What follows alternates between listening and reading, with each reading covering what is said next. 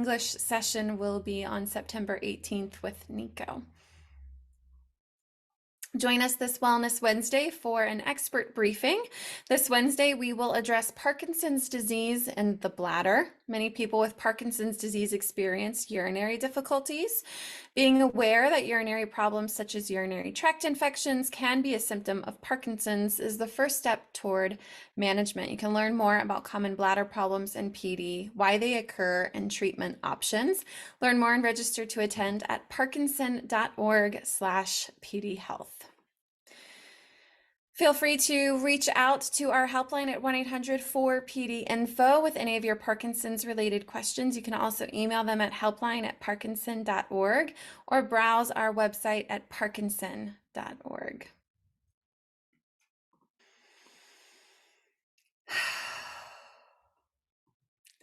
Even the smallest act of service, the simplest act of kindness, is a way to honor those we lost, a way to reclaim that spirit of unity that followed 9/11. Before we begin our session, I'd like to invite you to share a moment of silence in remembrance for the tragic day our country experienced on September 11th of 2001.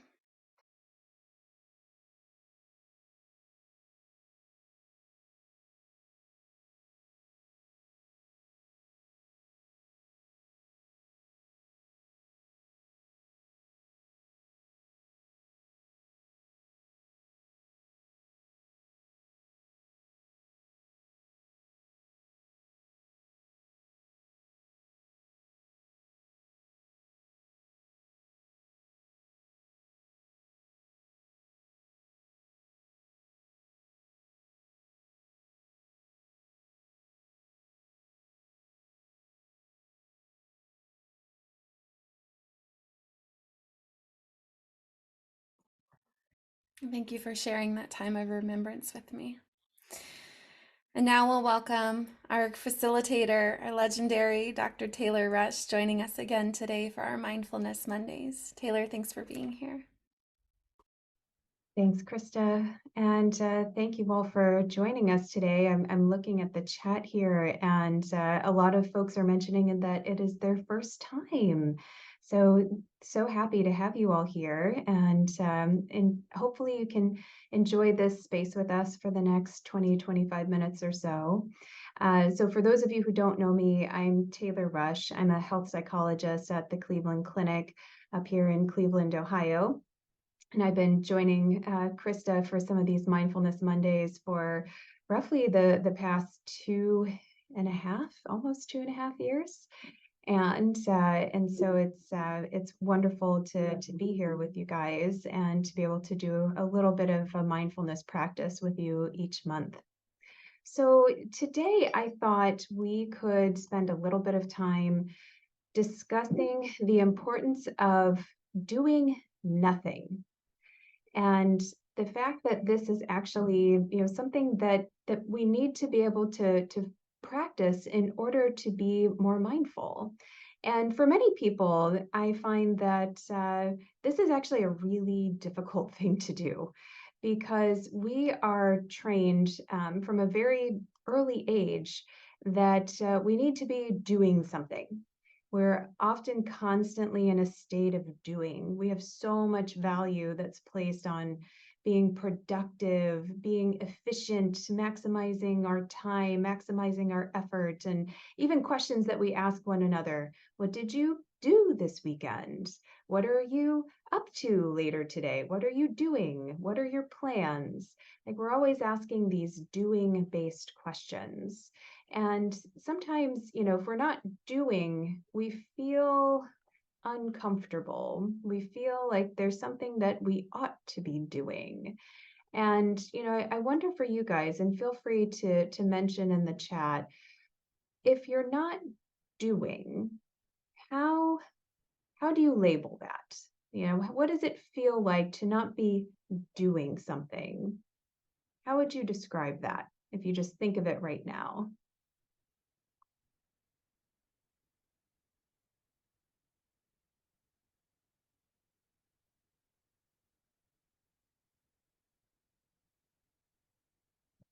Someone said guilt.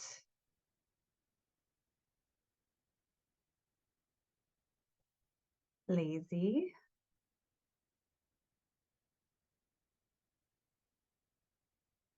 Someone else said guilt, peaceful.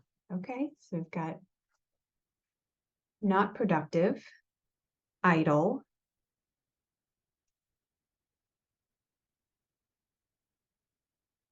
wasting time. Someone said, I look at my desk and see so much to do. Oh, Kelly said calm and happy. Jesse said relaxed. No, someone else had said doing nothing means I'm lazy and not productive.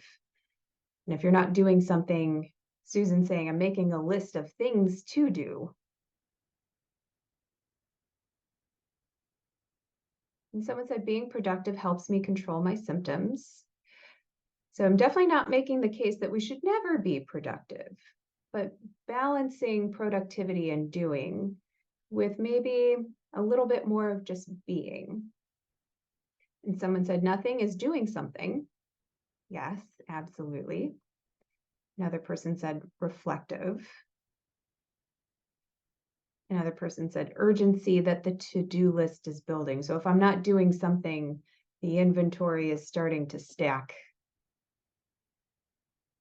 Yeah. Okay. So I hear a few people that are saying that doing nothing is maybe somewhat calming and replenishing, but the vast majority of individuals are saying that doing nothing maybe provokes some discomfort or anxiety because it feels like a waste of time. It feels like they should be doing something. So there's guilt.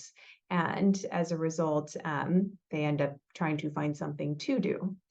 And so again, I would certainly make the case that being productive, being engaged, being active in one's life is helpful. We can definitely, obtain some benefit from being productive. Not going to deny that one cent. However, when people find themselves in a perpetual state of doing, where if they're not literally unconscious because they're asleep, they feel the need to be doing something.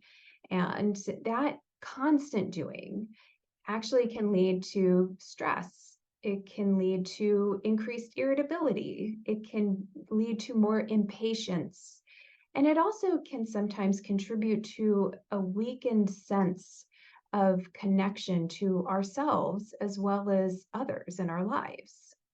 And I've had some patients even share with me that, they were very, very busy as in their career, in their role, as a parent, a volunteer. They were always very, very active in doing.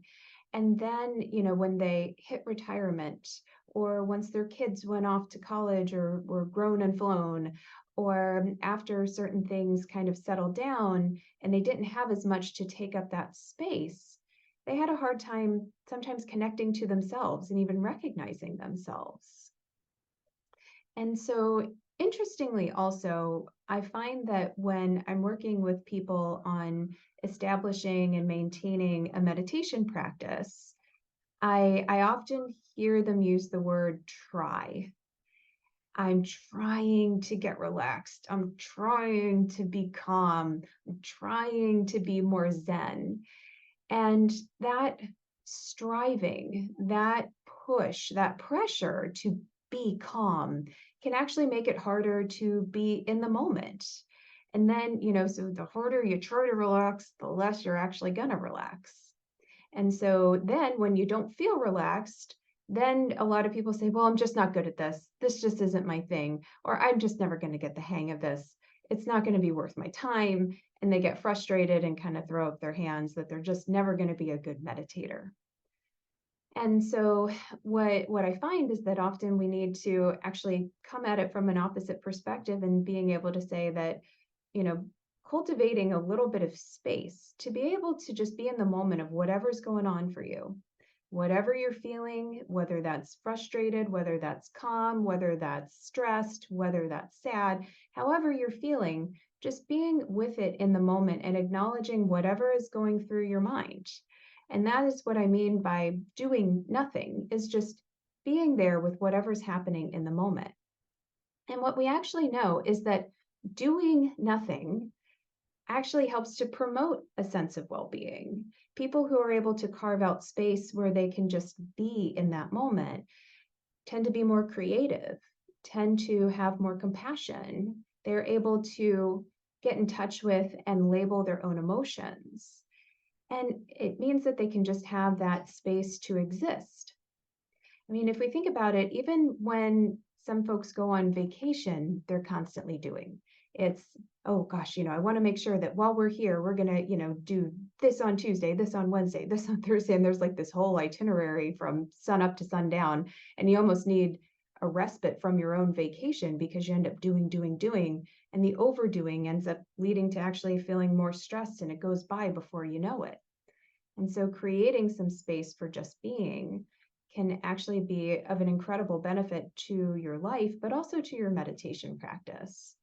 And I'm certainly not here to say that it's easy. And in fact, it's one of the more difficult pieces of a mindfulness practice that people can try to engage in.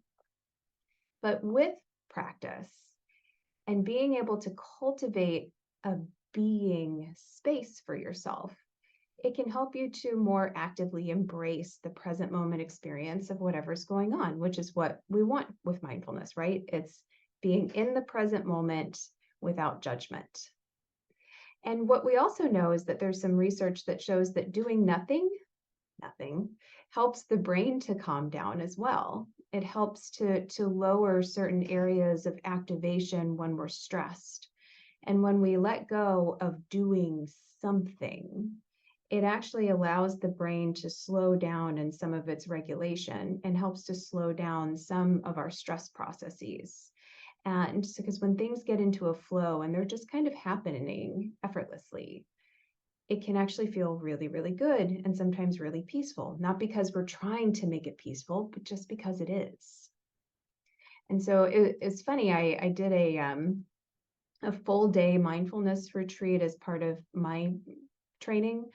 And I remember reading kind of the ground rules for the day. And one of it is you don't really talk to anyone, not until the end of the day. You're kind of in your own zone, doing your own thing. And it doesn't mean that you're doing anything. You're just with yourself for the whole day. And I remember that idea completely struck a lightning bolt of fear in me because I'm like, how am I gonna last the whole day without talking to anyone, without doing anything? Like that just felt so foreign to me. And it was an 8-hour day. And I remember the first 2 or 3 hours, I felt like I was going to crawl out of my skin. But somewhere in the middle of the day, it started to actually feel okay. And it started to feel somewhat comfortable. And by the end of the day, once I got home, and there was noises and there's people and there's cars and there's just all this other stuff, I remember thinking it felt almost like an overload. And so that is when I kind of figured out that, maybe this doing nothing thing actually has some merit. And so I'm certainly here to say that it's not an easy practice, but it's definitely one that I value and try to incorporate myself and encourage my patients to practice as well. So, some tips for doing nothing, again, unplugging, making sure that, you're not distracted by the thousands of devices that are in front of us each day, whether it be TV, tablets, phones, whatever it may be, creating as quiet of an atmosphere for yourself as possible and eliminating those distractions. So maybe not doing it in front of a work desk where you do see all the things to do, or making sure that's not where you're going to be easily interrupted by 100 different people if possible. And then just being with your own stream of consciousness, your own thoughts, and just imagining that those thoughts and those sensations that you're experiencing, some people envision them being like clouds in the sky. Some people imagine them as leaves on a river that are floating by. But the idea is that we can pay attention to them and just notice them as they pass without attaching to any particular thought or emotion that comes up. Because we do have this tendency to sometimes focus on certain parts of our experiences and then reject others. And it's that letting go process that ends up being quite powerful with doing nothing. And if you find that it's hard to let go, if it's hard to not attach to certain thoughts or emotions and you tend to follow them, just direct your attention to what it feels like to hold on to them. That's okay too. Why is it that I'm holding on to this anxiety about whether I'm doing this right or wrong? I wonder what that's about. I wonder what it feels like in my body as I experience this. And then try to just imagine, what you're noticing in that process of holding on. That's okay too. Oftentimes that's a first step in this process. And one thing that John Kabat-Zinn, who's kind of the father of modern mindfulness and created the mindfulness-based stress reduction program, he says that if you can go to sleep, you know how to let go. And so we all eventually are able to let go and fall asleep at some point during the day or night. And it's just a matter of being able to get better at practicing it while awake. So to me, I feel like that's a really good analogy for how do we just let it be whatever is while awake, just as we do when we sleep. So let's practice this for a few minutes, and I'll kind of guide you through a few pointers as we go. But really, again, remembering that the goal of this is not to do anything. It's not to focus on the breath. It's not to focus on the body. It's not to get attached to any one experience that you're having right now, but just noticing what you do experience, good, bad, questionable, and everything in between. So go ahead and get comfortable in your chair, sofa, wherever you find yourself today.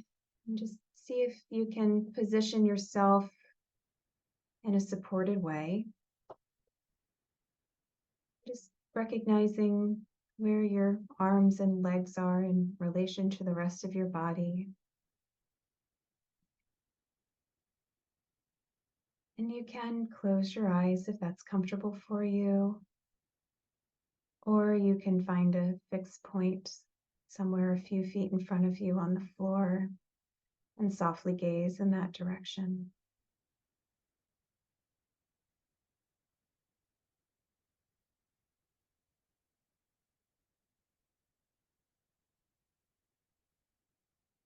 From your previous state of active awareness, now just notice whatever may come into your mind. The idea is that you don't focus on anything in particular, but just notice that stream of experience that's in front of you right now.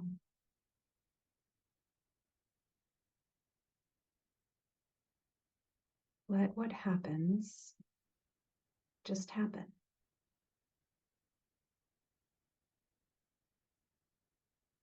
You may notice thoughts. You may notice sounds. You may notice sensations in your body.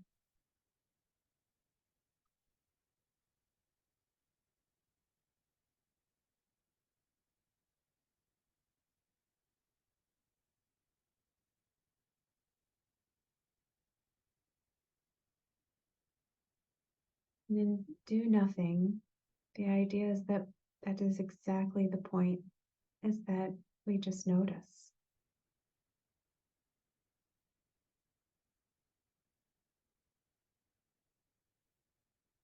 And if you find yourself focusing on something intentionally, that a thought comes through and you find yourself attaching to it, like your grocery list or someone you need to call later today, or a certain physical experience that may be uncomfortable. If you end up focusing on that intentionally, allow yourself to let go. See if awareness can drift back to just being in the moment.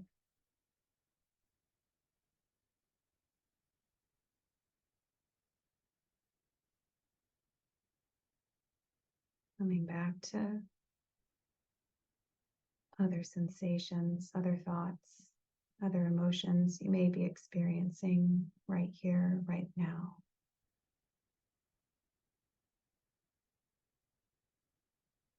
Maybe gently reminding yourself to let whatever happens happen.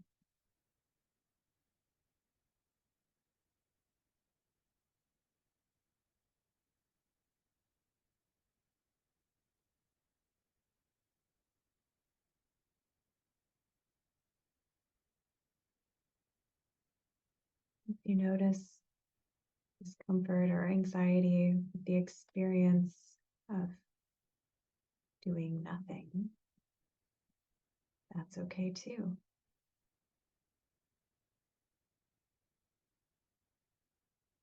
It's part of the journey. It's part of learning to let go. With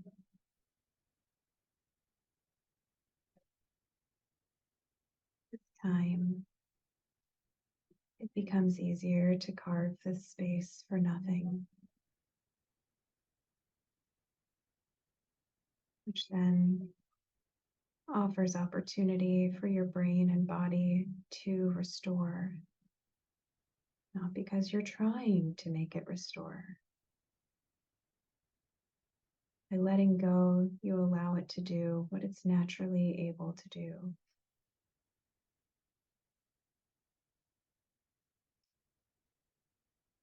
Allowing it to connect to itself.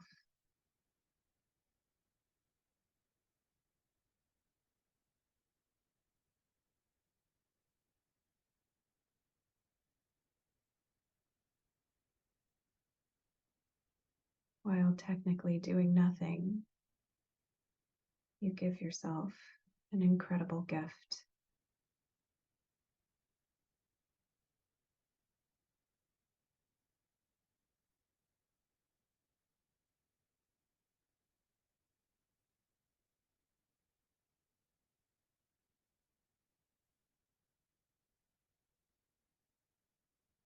Allowing yourself to try less and be more.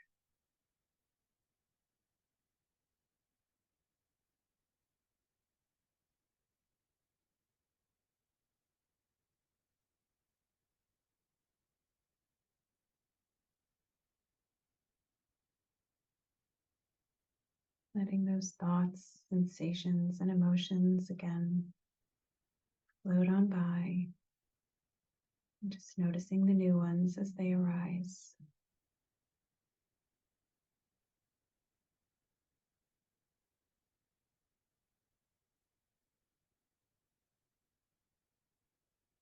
Letting whatever happens, happen.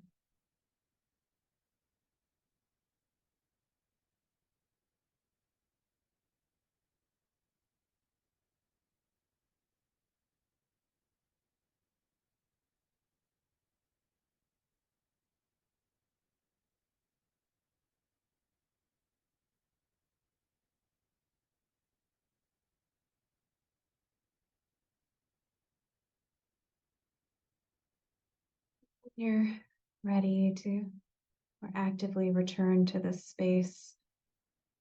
Start to wiggle those fingers and toes. Shift a little in your seat. Come back to a frame of mind that involves a little more intention.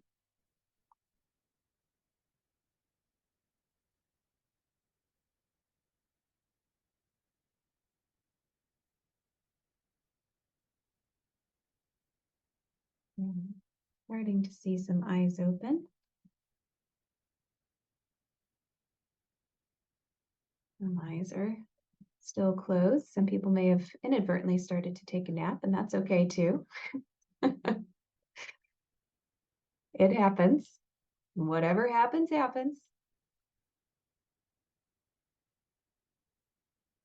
So as folks kind of come back to our room here, if you would like to offer any thoughts on your practice in the chat, Any questions, reflections that you'd like to share with the group? We have time to discuss those a little bit.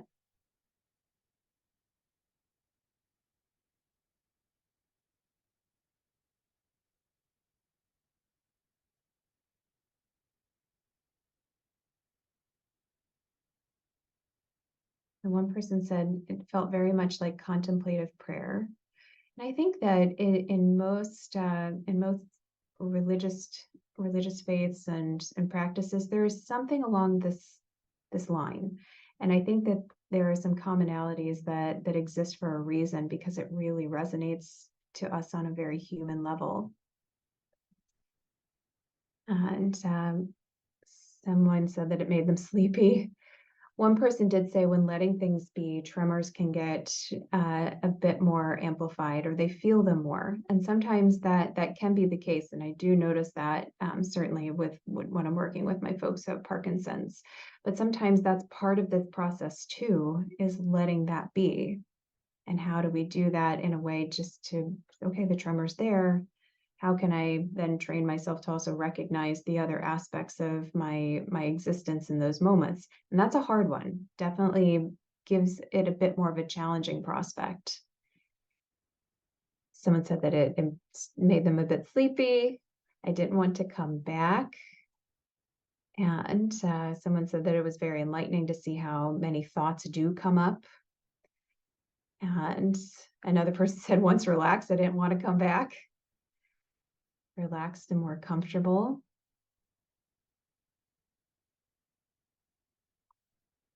And let's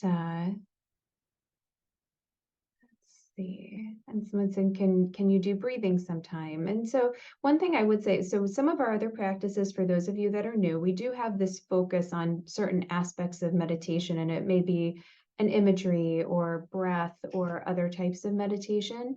So we do offer that too. And then for those of you who are trying to figure out how to hone this do nothing piece, sometimes it does help to, if you're finding yourself spinning your wheels with the do nothing, pull away from it for a minute, allow yourself to do something just briefly, and that might be anchoring to the breath or something else, but then come back to it and then try the do nothing again. Uh, Someone asked, is napping considering doing nothing? Yes, technically.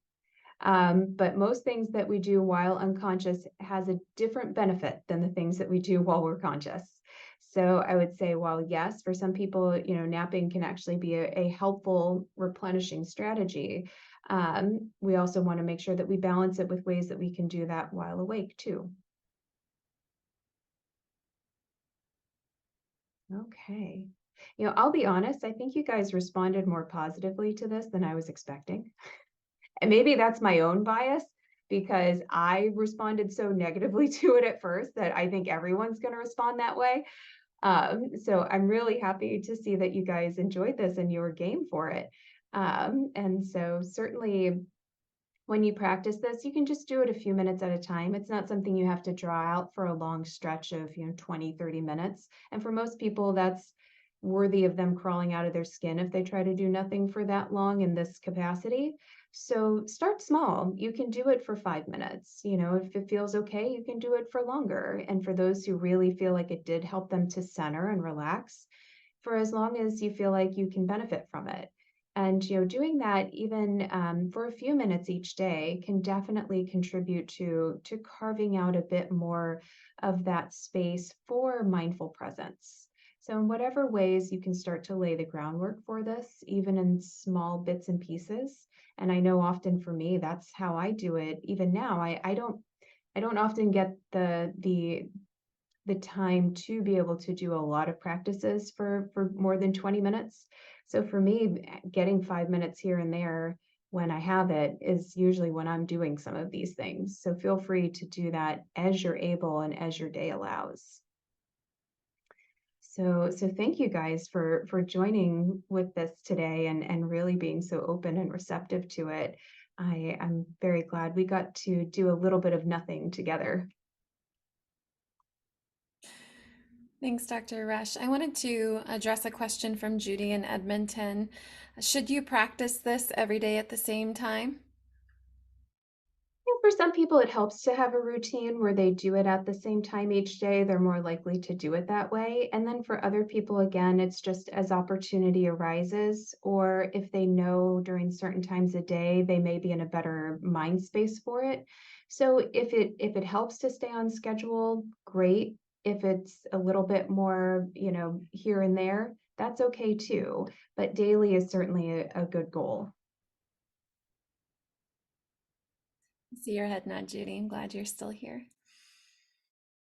All right, thank you, Dr. Rush. It was really fun not doing anything with all of you and continuing to impress and fill my heart with so much gratitude each time that you all show up to support this community that we have cultivated over the years. And for those of you who are beginners to this practice, this is your first time. Every week we address a new topic. So I hope that you will join us next week. And all of you who are loyal to your practice, continue showing up. May we do and spend more time doing nothing. We'll see you guys again soon. Thank you all.